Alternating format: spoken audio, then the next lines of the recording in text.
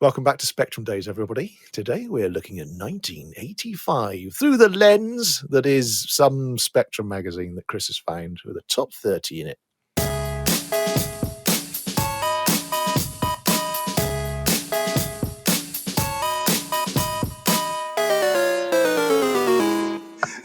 Welcome back to Spectrum Days. Today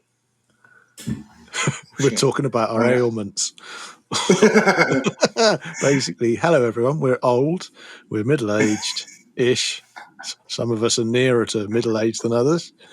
We're talking about our ailments, our knees, our backs, our I'm just telling them about your hearing, Chris. Yeah. How are you? Where have you been? You've been on blooming holiday. Oh, just here and there. I was mostly thinking about 1985 and the top 30 Spectrum games in September 1985. Why don't you do it like Top of the Pops and give us a rundown? I'll do the music. Number one. No, you don't start number one. You got to start at the bottom, right? Yeah. Don't you remember Top of the Pops? Start again. Down one at 30. It's Daley Thompson's Decathlon by Ocean. That's right. Didn't we already do that one? Up one, Chiller. By Mastertronic. Down one at 28. It's Empire Fights Back by Mastertronic. Yeah, that's an interesting one, that, right? Mastertronic. Empire Fights Back. What could that be about? I don't know. I think it might be something about fighting back the Empire. Yeah, looking at the screenshots, it was a blatant rip-off of Star Wars. But I like that in the... I see. Empire Fight... Oh, like Empire Strikes Back. I get it. Yeah. And in the blurb, it says that you are flying... Wait a minute. It says something like you are flying an Airwolf 2000. Of what? An Airwolf 2000? 2000, yeah. The empire you fight for has been weakened significantly in recent years, and its space has now been filled with mines by the rebels. You have been sent out in the Airwolf 2000. I mean, what kind of imagination did these guys have? What should we call the spaceship? What's on the TV? Airwolf. Yeah. Do you think they imagined that in the year 2000 we'd be flying around in space in TIE fighter like craft or something? Because the Airwolf 2000.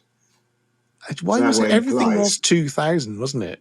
Everything had the word 2000. Amazingly, it's like Cyberpunk 2020, the role-playing game, or even the game, right? The game that came out on PC. Cyberpunk 2020. Did they really think by the year 2020 we'd have implants of all kinds of type and bionic eyes and parts?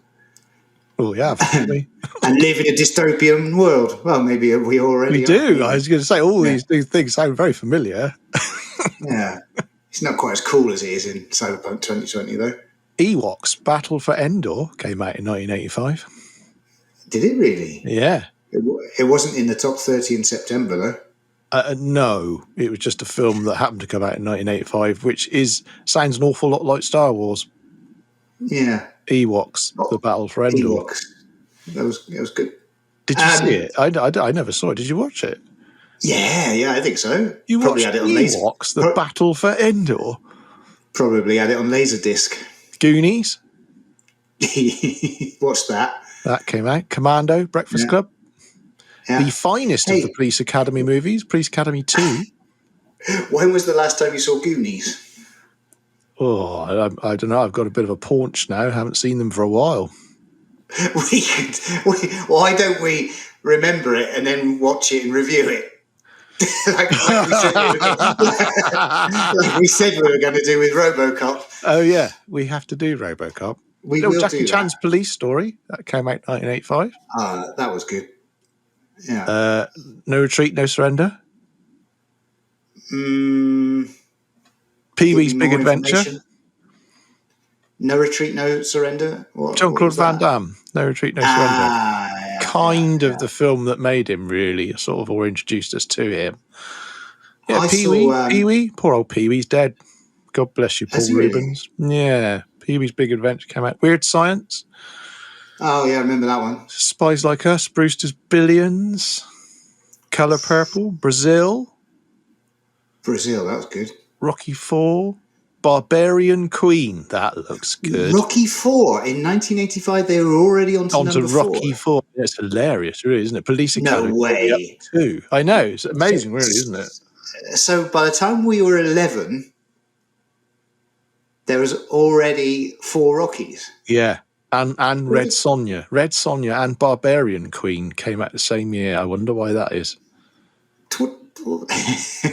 What were they pumping out, like 2 Rockies a year or what?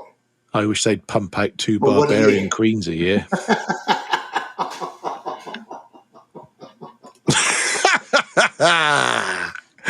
Oh, what? Look, I was 10. I'd have just been thinking, this is a fun, exciting movie. I wouldn't have been thinking anything rude like your laugh is intimating. It would have just been an exciting film of busty ladies in small animal furs with big hulking swords, clashing them together on the screen. So, delight. Up 1, it's Nick Faldo's Open Golf.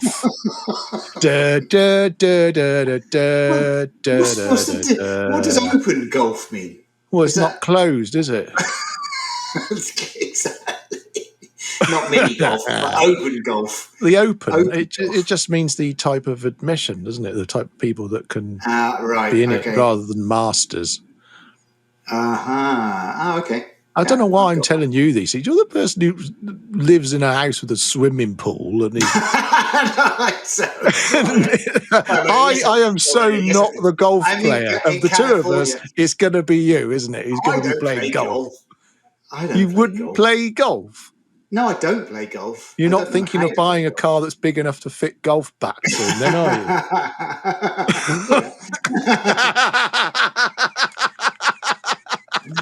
If it fits some golf clubs, it also fits up a dead body in a rolled up carpet. Down 1 at 26. It's Nonteraqueous. Nonteraqueous? Nonteraqueous. That's it. Nonteraqueous. You see, you know the Spanish language. Nonteraqueous. Nonteraqueous from a Mastertronic.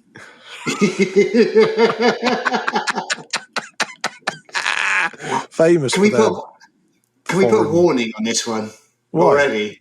What? We've mentioned women and foreign people. Women and exactly. We haven't berated either. We've just mentioned them. Oh, okay. In 1985, Mastertronic released a lot of games. Were they released? Locomotion, Spellbound, Non-Turquoise, Spooks, Fighting Warrior. They thought long and hard about that name, didn't they? Fighting Warrior. The Empire Fights Back. Finders Keepers. That one definitely, I think I had. +1, Gnasher and Centipede. But of course they were pumping these out because we were buying them at $1.99 from the local newsagents. I think there was 2 things. It was one, they were £1.99 for a game, and some of them were good games.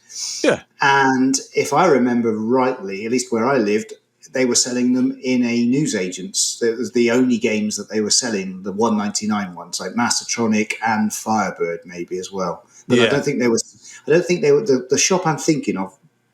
I don't think they sold full-priced games, only the $1.99 budget range. Codemasters, was that the other? Codemasters as well, yeah, of course. Yeah, absolutely. You're right. That's interesting. Maybe Codemasters started later, or because there's not one Codemasters in this top 30. No, I don't know. I've got a Codemasters game in my sweaty hands here, actually. You need your glasses. Vampire. No, I need a translation system because all these games are in Spanish. Really? No. It hasn't got a year on it. Vampiros. Vampiros. Sí, vampiro es vampire is vampiro. Sí, vampiros. Por la spectrum. It'll be quicker to look on the internet rather than... it would, but that particular Codemasters actual physical game I've got. Codemasters was founded in October 1986. Oh, wow. That's why there's nothing. There's nothing in the top 30. That's a very good reason. Down one at 25, it's Bruce Lee from US Gold. We've already done Bruce Lee, haven't we? Yeah, we've already covered Bruce Lee. If you'd like completed to... yeah, well, Phil completed it, yeah. If you'd like to hear more about Bruce Lee, then look up our other Bruce Lee episode. Or the video. The video is very funny. I can guarantee there is no references to languages or accents of any Oriental kind. Yeah. I'm not sure you're allowed to say Oriental. You should say Oriental as well. Oh, God. I mean, oh, Buddha. Also, by the way, you skipped over Daley Thompson's Decathlon. We also have an episode dedicated to Daley Thompson's Decathlon. So if you've got good memories, if you've got fond memories of Daley Thompson and his Decathlon, then we've got an episode all about that. Yeah, I will put the links below the YouTube video. So if you're listening to us on our podcast, why aren't you watching us on YouTube, where you get to see more than you get to see here? You don't get to see us in our red Sonja outfits. But you definitely see a lot more than you do if you just listen. If you watch. Wow. Wow. We know what's in your search history.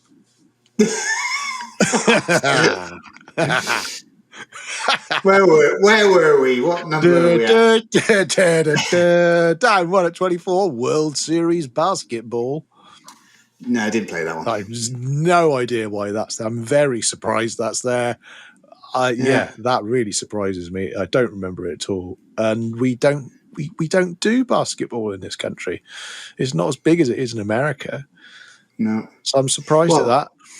It's interesting because this is the top 30 month ending September 14, 1985. So these would have been the games that people bought over these would have been the summer holiday games. Yeah.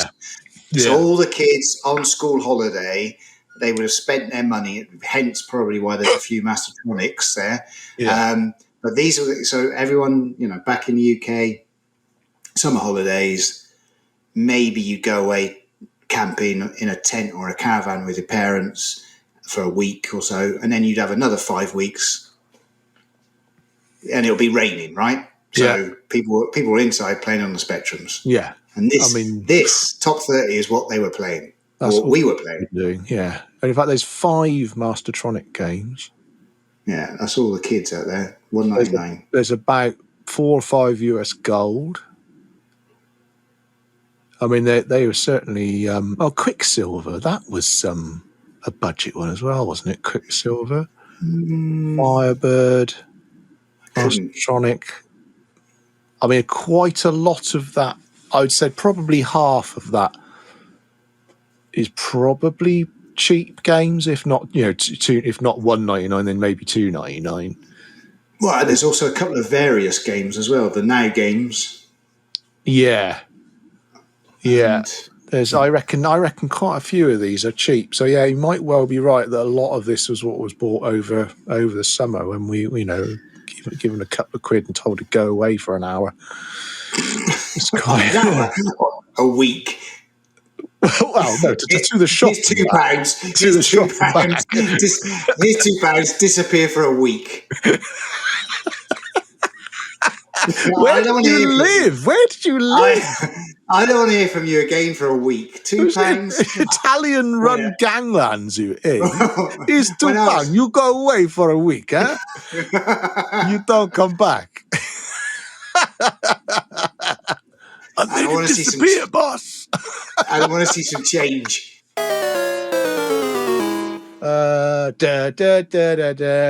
Put up 1, 23. Red Moon by Level 9. I don't No remember that. idea. Red No, Moon, neither and do I I. don't remember Level 9. No. The producers of that game, that doesn't ring a bell at all. Down one at 22 is Glass by Quicksilver. I don't remember that. Glass? No, Glass. I don't remember that at all. Quicksilver. Down one at 21. Nodes of Yes Odd, I do remember, partly because it's such a weird name. Yeah. And that's by Odin, which I can't remember them particularly. There's not a production house that I sort of think, oh yeah, they did this and this and this and this. I don't remember Odin, but I do remember Nodes of Yes Odd. And it was a game my neighbour had, and I don't remember much about it, but I do remember it. No, I don't remember it. Up one at 20 is Red Arrows by Database. I don't remember that. I'm just going to guess it's about the Red Arrows. It might well be. It might well be. Up one at 19 is whatever that says. In Welsh, that'd be Cully.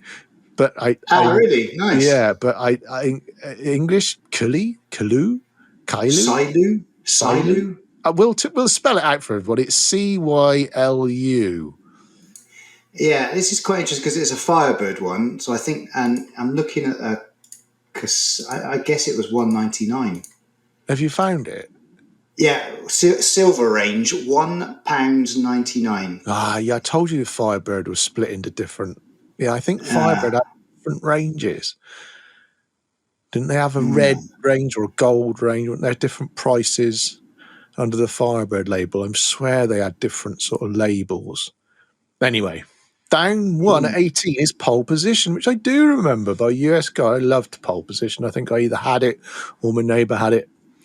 That was a classic sort of early Formula One type game. I do remember that. And I think it was one of those that had an annoying car noise. It just. I seem to remember if I'm thinking of the right one. And another one from Mastertronic up at 17, Finders Keepers. I do remember that one. Yeah, I remember that one. I've got some sort of fond memories of that one. Yeah, maybe we should play that one. Maybe one yeah, day. Yes, okay. Down one at 16 is Spy Hunter, which is I think I might have mentioned this in a previous podcast, is the only game I sort of got crowds of people watching me in a arcade. I used to be quite good at Spy Hunter in the arcade. Whether I remember it on Spectrum, I'm not sure, but I certainly know the game. I think I have played it at home. It was a great game.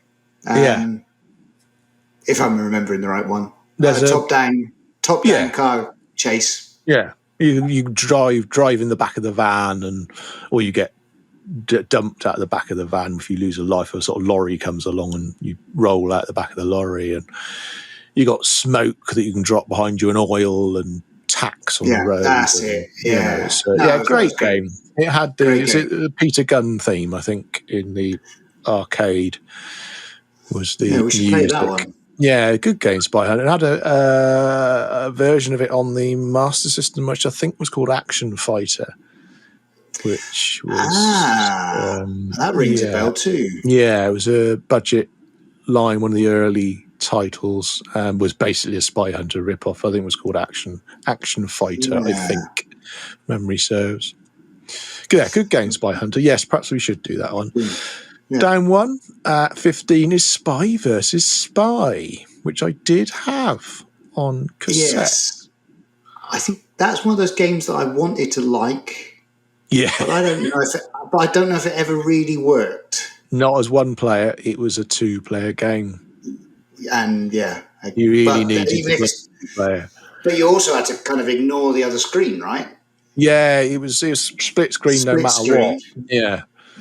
But if your friend was looking at your split screen, it would take away the whole point of the game. Yeah, it got better developed, I think, with a game, I think that came out on Mega Drive, possibly originally, and there was a Master System version of it as well, where you're two robbers. Oh, and I can't remember what it's called. I'm sure everyone who's listening to the podcast is probably screaming out the name. Which worked similarly, which did it a lot better much later on. But Spy vs. Spy, interestingly, came out on everything. It was one of those games that got released on an awful lot of systems. Might even have made it onto the consoles. I can't remember now. I think so. Oh, wow. But it's right in the middle of the chart, so I'm sort of not surprised. Those characters were very popular. The Mad magazine, where they were from. Yeah, I had no idea at the time. No, really, right?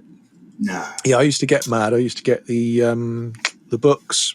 I don't know what they call them. The little sort of paperback specials. Novels. Yeah, the novels. Yeah, Mad the novel.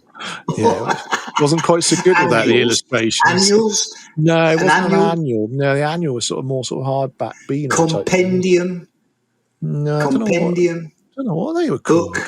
Book is, I'll go for book. Big magazine. No, they were just a book. Normal book-sized books.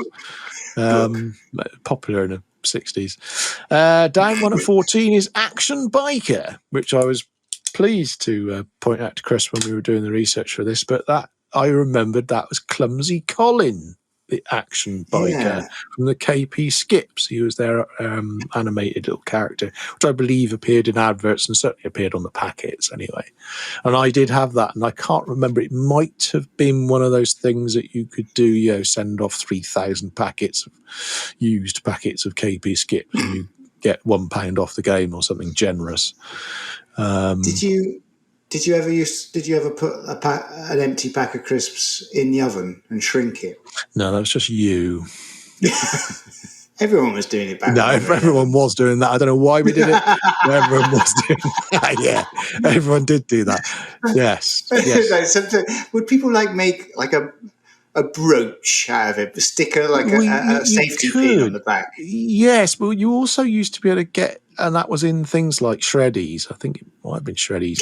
It's a plastic thing that's probably 3 inches by 2 inch card, you collect a card, but it was a piece of plastic, and you'd put that in the oven, and it would then turn down to sort of stamp-sized hard plastic. Yeah.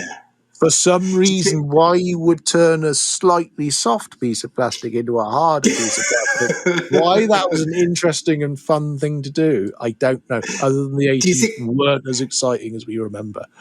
Do you think maybe it was highly toxic because they don't do that anymore, right? You don't get a piece of plastic. You don't get anything. You don't get anything in cereal anymore. Cereal is so depressing now. If you walk past, I don't know, you're in America, it's probably not quite the same, but certainly over here, if you walk past a cereal aisle in the UK now, it's so dull. Whereas a kid, that used to be incredibly exciting. Well, you'd only choose it based on what you were going to get free in the thing. Yeah, that's true. It was purely based on, you weren't buying cereal, you were buying a £5 toy. Yeah. That came with some free cereal. Yeah. I don't know. I will check out the cereal aisle next time I go, but I don't normally buy cereal. What do you eat? Hummus? What's just sat on your Peloton? Does a man look at you? I can see you, man. You're eating them marshmallow things. Stop it. You're eating them Lucky Charms. What was down? What was in at 13? Down at 13, Soft Aid. You need some of that. There you go. Soft Aid. We've covered this before. That was the sort of Live Aid, time of Live Aid and all that. You just basically had to do a charity thing with the word aid after it, which is a foreshadowing of later on in the 80s when, of course, they added an extra S.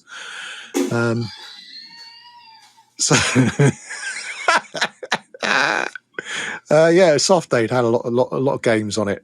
Games that hold several games in one. Yeah. 12. Oh, blimey! Can't you do one? It's down to 12. Down. How do you say it? Down to 12? Down one at 12. Down one. But we don't know if it's down one. They don't indicate how many they went down. Well, it's got an arrow. That'll do. Yeah, but it just went down. It might have been number 1 in August. Down a certain number doesn't really... Down a certain number at 12 is Jet Set Willy 2 by Software Projects, which was Matthew Smith's development software. No, no. Wikipedia says that Matthew Smith designed it but did not develop it. No, Software Projects was his thing, though. Right, okay. That was his company. He designed it and he didn't code it. So, no. You know. But I don't... We said this off air. I don't remember Jet Set Willy 2, to be honest. No. I certainly don't remember playing it anyway.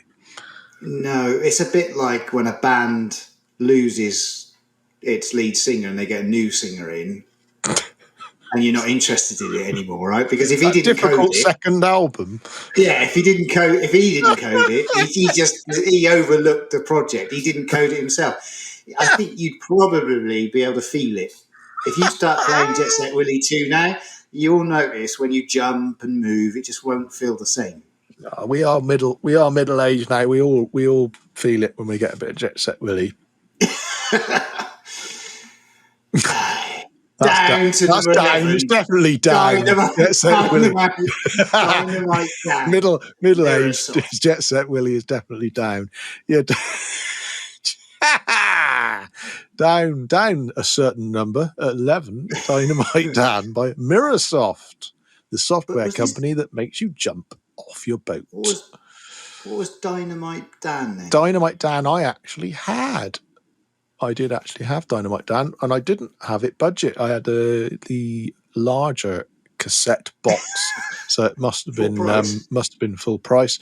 It was the usual jump around, collect 'em up type platformery sort of game. I seem to remember you had to get the discs to put in your jukebox. I think, as in the records. I think you collected records.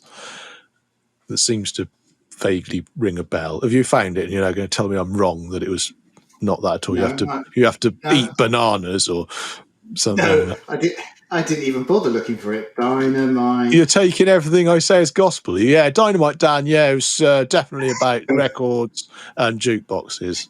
That was what it Dynamite was about. Without doubt. Mirrorsoft. Yeah, Mirrorsoft. It's a platform game by Rod Bowkett. Yeah, I knew that. I got that bit right. The aim of the game is to find 8 sticks of dynamite that are placed randomly around the playing area. No. Nothing to do with records. No. What am I thinking of? Dynamite Dan 2, probably. Oh, look. What a surprise. If Dan should fall into the underground river that flows beneath the building, the player will receive a game over unless Dan has picked up oxygen. What was I thinking of? What game? Right, someone in the comments, tell me what game I'm thinking about, where you collect records and you put it in a jukebox or something. It got voted Best Platform Game of the Year. The ZX Spectrum was voted the 24th best game of all time in a special issue of your Sinclair magazine in 2004. Hey, we should probably play that one. Yeah, but it's not the game I remember. Well, exactly. We can talk for 10 minutes about what we think we remember, then play it and realise we were completely wrong. Like Dynamite Dan 2. Has it got records in it? Dynamite Dan 2 is what I had. Yeah, if you look up Dynamite Dan 2, you'll see he's on the front cover holding said record. No leaping. Way. That's what I had. I had Dynamite Dan 2. Good Lord, it's on eBay going for $14.99. God, I sold them all for about 50p each. What a... Sorry, you have to beat that out. What a pillock. Yeah, Dynamite Dan 2 is the one where you got records. Oh, what's he doing getting records? You're right, there's a jukebox. Yeah, so there we are, folks. Dynamite Dan then. I don't remember Dynamite Dan. I didn't have the first one, and I don't remember it, but I do remember the second one. I had the second one. Does anyone remember Dynamite Dan, the first one? Do let us know. I certainly don't. 1 at 10 is Southern Belle by Hewson Consultants. What are they? They do an accountancy software as well. Just really stupid name if you're going to make games, isn't it? But then that game is one of those sorts of games, isn't it? It's the train simulator. Right, driving the Southern Belle, the steam 10. train. Yeah, I mean that's interesting. But I bet I'll get hundreds of people saying, "No, I had it," but I bet that was the older gentleman who had the ZX Spectrum that was buying the train simulator. Maybe. We wouldn't have bought a train simulator game. Were they buying the next one as well? Well, what's the next one? Your turn. Up some number to number 9, Dam Busters by US Dam Gold. Busters. Now, I think I know the name, but that's because it's a film. I'm not sure I remember the game. I don't think I remember the game. Dam Busters. Is it a game of just, dropping... Busting dams? Yeah, busting the bomb and skimming it across the water. So you've got to get the angle right, the velocity right, and that's it. Yeah, but that could be fun. Dynamite. No, the Dam Busters. About 2 minutes.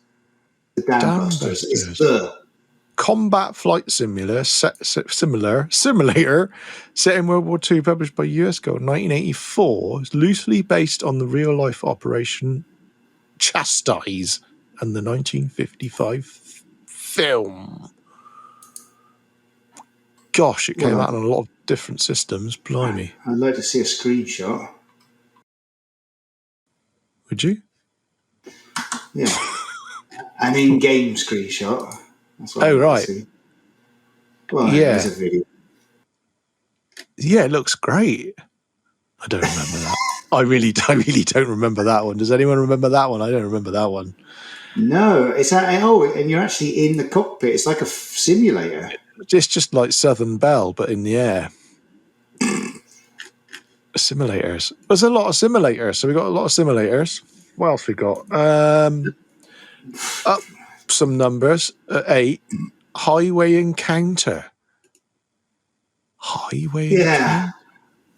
So I'd like to think this Encounter is a video game published for the ZX Spectrum, Amstrad CPC, MSX, Commodore 64, Sharp MZ, and Tatung Einstein by Vortex Software. And it was written by Costa Panay, who also coded Android, Android 2, TLL, Cyclone, and Revolution. Ooh. What was that? That was my phone. Oh. Very middle class ringtone. I recognise the screenshot of it, but I don't remember it being called that. Highway Encounter. Yeah, you kind of control this like Dalek looking thing. It's that sort of weird isometric-y viewpoint of. There were a few games back then that sort of used that sort of viewpoint. Yeah, I don't recognise that one at all, to be honest. I don't remember that one. Up to number 7 is Frankie Goes to Hollywood, which I do remember. Do you actually remember? I don't remember the game. My neighbours had this one. I can picture the front cover with these sort of bizarre sort of line coloured in line drawing characters of the band. Yeah, I do remember. I don't remember playing the game particularly, but I do remember it being there and being a bit like, why is there a game based on a pop bat? You know what I mean? It was really weird. Yeah. And of course, Frankie Goes to Hollywood is such a weird name. Yeah. It's such a memorable name of a band from the 80s. And of course, it was probably around the time of everyone had the T-shirt, didn't they? The Relax T-shirt, that white with the black writing, was massive. Yes, but it's surprising there was a game. I don't. And what was the game about? Well, again, I say I genuinely can't remember. Maybe that's one we should do. I really don't remember Frankie at all. I mean, I guess it's an important game because it must have been. How many times has there been a game about a pop star or a pop group? Right. So back then, 85 a Spectrum. Well, the only ones I can, I can think of Moonwalker, the Michael Jackson game, but obviously that came out probably, well, it was one of the early Mega Drive games. That would have been 1989, perhaps. Rockstar Ate My Hamster. was a pop-based game where you're actually managing a pop group and trying to get your records to number one. Do you remember that one? It's sort of a management sim game. I think I like that one. Yeah, Rockstar Ate My Hamster. That was a good one, which did have Michael Jackson on the cover, I think, actually. Gosh, can anyone else in the comments remember any other games based on bands? Justin Bieber beat 'em up. The Justin Bieber beat 'em up. Oh, I'd pay good money to. Up. What was it? Down. Down. Down one. Down to 5. Number 5. We're getting into the top 5, folks. Hypersports. Yeah, here we go. Exciting. This is really weird, isn't it? This is really strange. We were talking about this off mic. We got Daley Thompson Decathlon was our first one on the list there at number 30, and you got Hypersports at number 5, and we're going to have to spoil number 4 by pointing out it's up to number 4 is Daley Thompson's Super Test, which I believe was the follow-up to Decathlon. So old Daley's got 2 in the same chart, and you got Hyperspots. Remember that? Hyperspots, where you have to pick your spots as quickly as possible. The 80s. Which is basically the same game. It's a button masher. Yeah. Well, and 3 button mashers, 3 games, 3 essentially the same type of game. So they're almost identical. Yeah, so our memories were right? The Dailies was such a popular game. Everyone loved bashing the keys away. What was nothing else to do when you're a little lad in the 80s, apart from bash the keys? Yeah, so Hypersports was at number 5. Number 4 was Daley Thompson's Super Test. And down one, another sport game.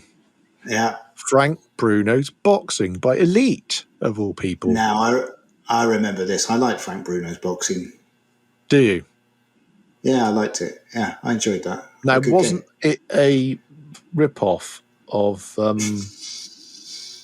Nintendo game, which the name escapes me? But for me, when I was 11, I don't think it was a rip-off because I didn't know the other one existed. Punch-Out. Mike Tyson's Punch-Out? It was. Well, 2 versions exist. It was Mike Punchin's Tyson Out. There was Mike Punchin's Tyson Out, and there was Mike Tyson's Punch Out. There was 2 very distinct versions, but played quite similarly.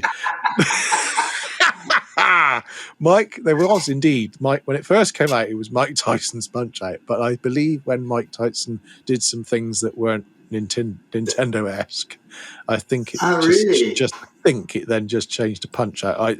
Someone correct me if I'm wrong, but I think there are 2 versions of Punch Out. So it wasn't Punch Out and then they put Mike in. It was Mike and then they had to get Mike out when he went to prison. So. Certain things like that. I think so. I can't remember I can't remember everything. You're stretching it. 1985. I'd have been 10. Yeah, barely remember anything. Oh, I can remember. Well, I can remember number 1, but we won't spoil what was number 1. We haven't got there yet. I can just about, I think, remember a bit about number 2. And what is it? Number 2 was Nightshade by Ultimate. Are you going to have to fill me in then? I do not remember Nightshade. It was one of these isometric kind of walk around. I don't know whether to call it a maze, but you're a kind of knight, I think. And you're in a kind of a castle. Maybe it was haunted. And you've got to kind of wander around and collect things and like a maze. It's like Batman. There was a few games like it at the time. Yeah, I'm looking at pictures of it now. Now I see the main character. It wasn't the follow-up Night Law? Yes, I believe so. Right. Now that I do remember. Now that's interesting.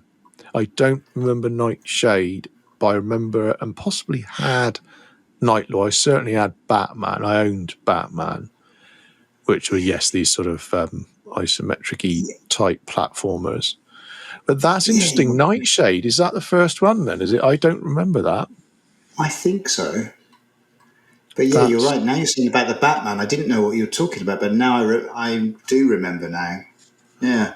When you mentioned Batman, the Batman games I always remember is the one that I've mentioned before on the Commodore Amiga pack by Ocean, and then the side-scrolling jump around on the Game Boy. Oh, the Batman. Oh, really? Oh, you remember that one? Well, it's sort of like the NES version. The NES Batman's quite famous. Yeah, I think you could throw the Batamarang. The what? Pretty cool. I think it's called the Batamarang, right? I think it's just Batarang, isn't it? Oh, right, Batarang. I think you'll find Batamarang is a pudding. I think a Batamarang sounds better. I think you'll find that's a very famous Scottish pudding, the Batamarang. Very easy. You just take your meringue, put it in the batter, push done. Batter meringue. That's a deep fat fried boomerang. It just gives your enemies cholesterol poisoning. Just throw the old batter meringue. They'll soon be falling around. Oh, my heart. Oh, he's thrown too many batter meringues at me. Batarang doesn't sound so good. Batarang. You're not saying it right. All right, mate. You're saying it too middle class. Right, Batarang. Batarang. Come, Robin, pass me the Batarang. How would Alfred pronounce it? Yeah. Batarang. You wouldn't say, don't throw those things. They ruin the walls. I'm always having to clean up after you. You saying in another universe, in the multiverse, there's the West Country Batman. The West Country Batman. Sorry, I'm late.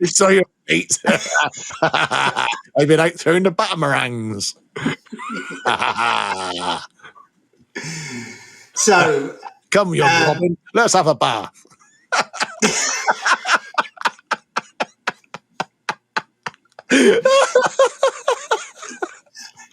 You present this one. Oh, okay. Number one. It is the gravitas of your voice.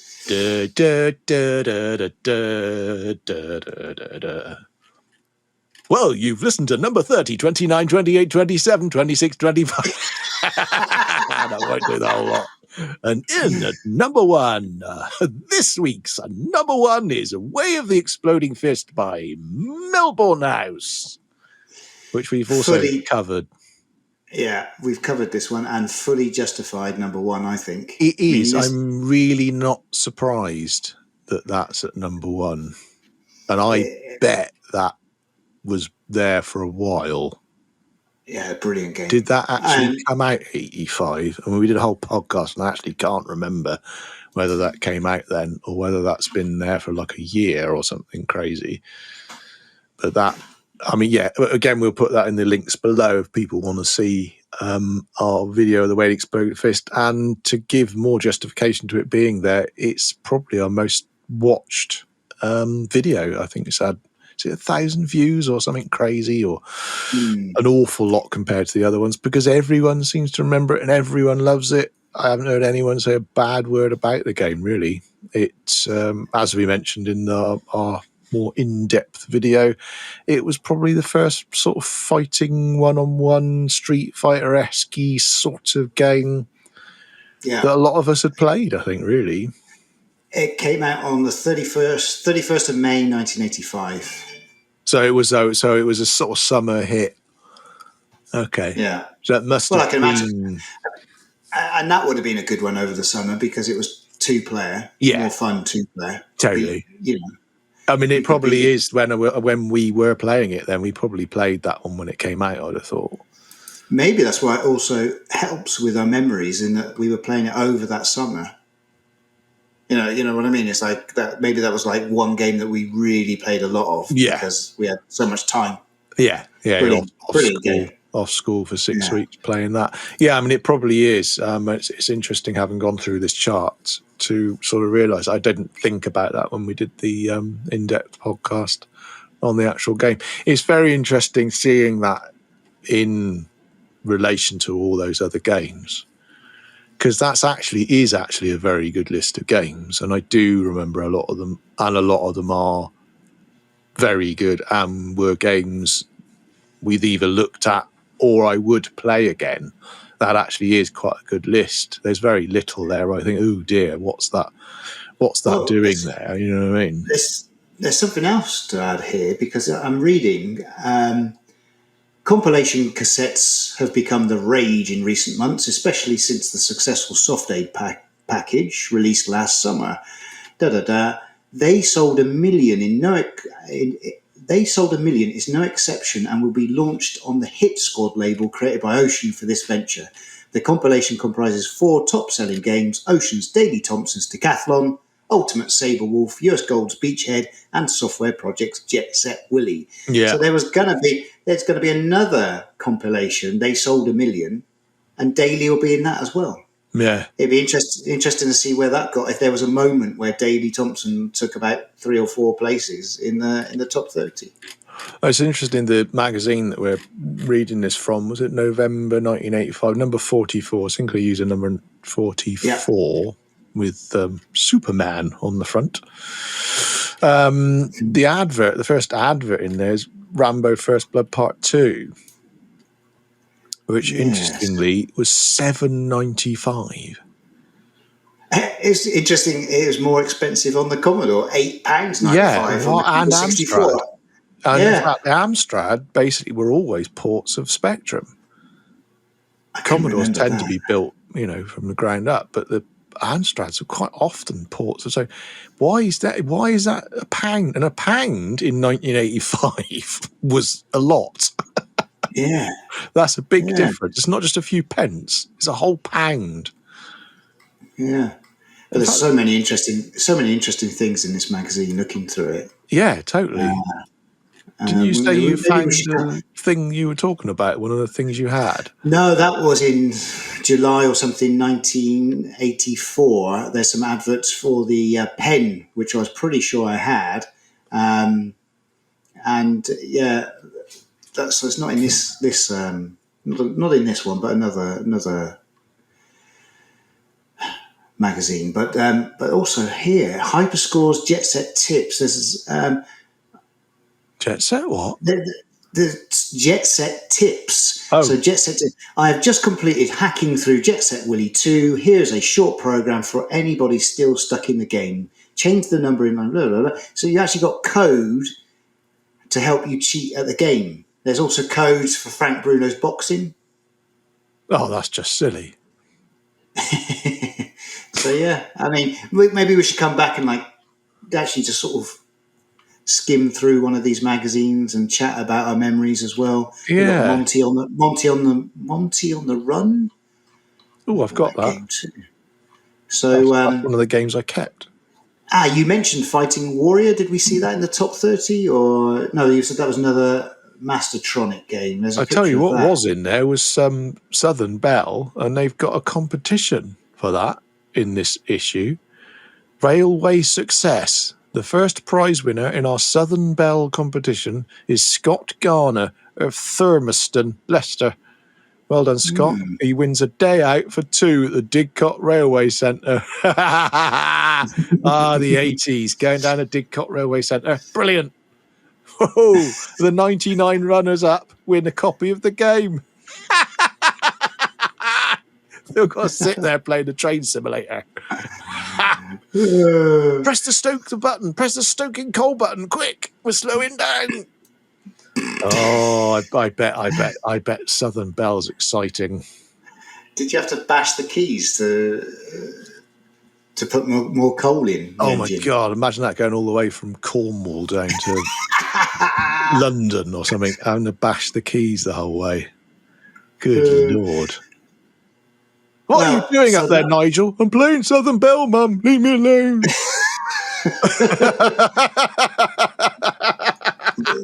I'm trying to go all the way.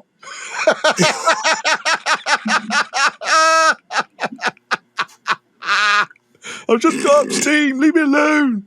I'll come down and get me tea later. So, everyone, that was the Gallup top 30 for the month ending September 14th in 1985. All right, mate. I hope you'll remember. I hope you've got some fond memories of those games. We do, a few of them anyway. The ones we can remember. That's few and far between nowadays. I can't remember what we did in the last podcast, let alone what I did in 1985. When did we start? I can't remember when we started. So I think that's it for today. Oh, just get into it. Next week, we will be looking at Red Sonja, the movie. We won't be telling you about it. We'll just be watching it because it looks really good. And Super Queen Vixens. Which looks really I good. won't be watching any of those things. No, you've seen them all. You lot can't see him. Behind him is a shelf full of those sorts of films. Honestly, I can see Red Sonja 2 there. Super Queen Vixen fighting ladies in pajamas 2.